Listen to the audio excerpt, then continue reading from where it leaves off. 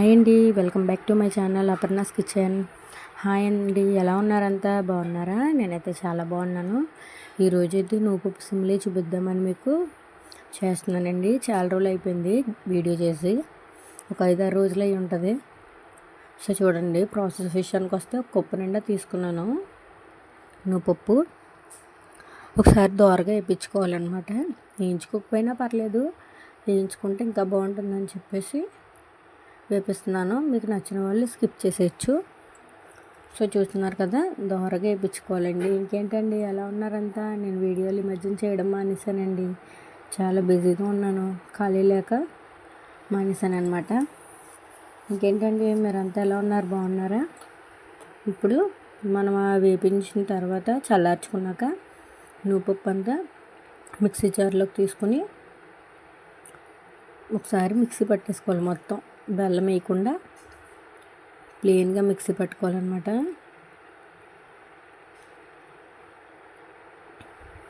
ఇట్లా చూస్తున్నారు కదా, మొత్తం అంతా వేసేసి ఒక తిప్పు మిక్సీ తిప్పుకున్నాక ఇప్పుడు మనం బెల్లం వేసుకుందాము.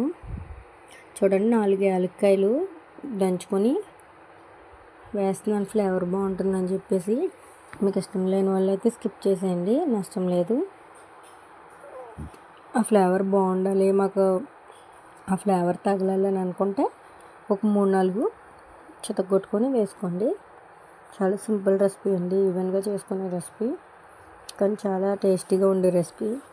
చిన్నప్పుడు పాతకాలంలో ఈ వంట ఎక్కువ చేసేవారు, కానీ ఇప్పుడు అందరూ స్వీట్లు తినడం మొదలెట్టిన తర్వాత ఈ స్వీట్ అయితే చేసుకోవట్లేదు, ఉత్తి నాగుల చవితికి తప్ప.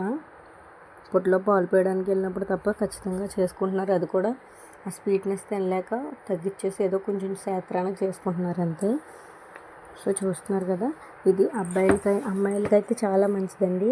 అమ్మాయిలకి నెలసరి టైంలో గట్టా చాలా యూజ్ అవుతుంది ఇది సిమ్లీ అనేది. నడుము పోటు తగ్గుతుంది సిమ్లీ తినడం వల్ల, నొడానికి బలం కూడా వస్తుందండి. చాలా సింపుల్, ఈవెన్గా త్వరగా చేసుకునే రెసిపీ. బద్దకిచ్చకుండా ఒక 1/4 kg నూపప్పు తెప్పించుకొని ఖచ్చితంగా చేసుకోండి. కానీ మామూలుగా శనివారం సోమవారం తెచ్చుకోకూడదండి, ఉత్తి రోజుల్లో తెచ్చుకొని చేసుకోవడమే, చాలా సింపుల్.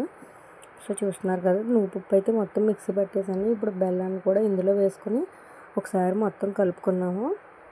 అది 1/2 kg బెల్లం అండి. 1/2 kg బెల్లం పడితే వేసేసుకోండి, పట్టకపోతే కొంచెం ఆపండి. నేనైతే ముందు సగం వేసాను, ఇంకా సగం ఆపుతున్నాను, ఎందుకంటే నాకు సరిపోదు, మొత్తం పెట్టేస్తుందని అనిపిస్తుంది.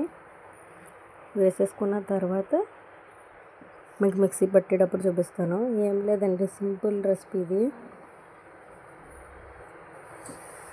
ఇప్పుడు అలా కలిపేసుకున్న మిశ్రమాన్ని మిక్సీ జార్లో అయితే వేసుకొని మిక్సీ పట్టుకోవడమేనండి. చాలా సింపుల్ రెసిపీ అనమాట.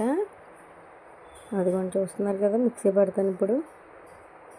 అదిగో మిక్సీ ఒకసారి మెత్తగా పట్టుకోవడమేనండి. అదిగోండి ఫైనల్ లుక్ అయితే అది. నాకైతే బెల్లం అంతా పట్టేసింది, నేను వేసేసాను. బెల్లం తీపి తక్కువ తినే వాళ్ళు అయితే కొంచెం తగ్గించుకోండి. ఒకసారి అలా వీడియోలో చూపిస్తున్నట్టుగా బాల్లా చుట్టుకోండి.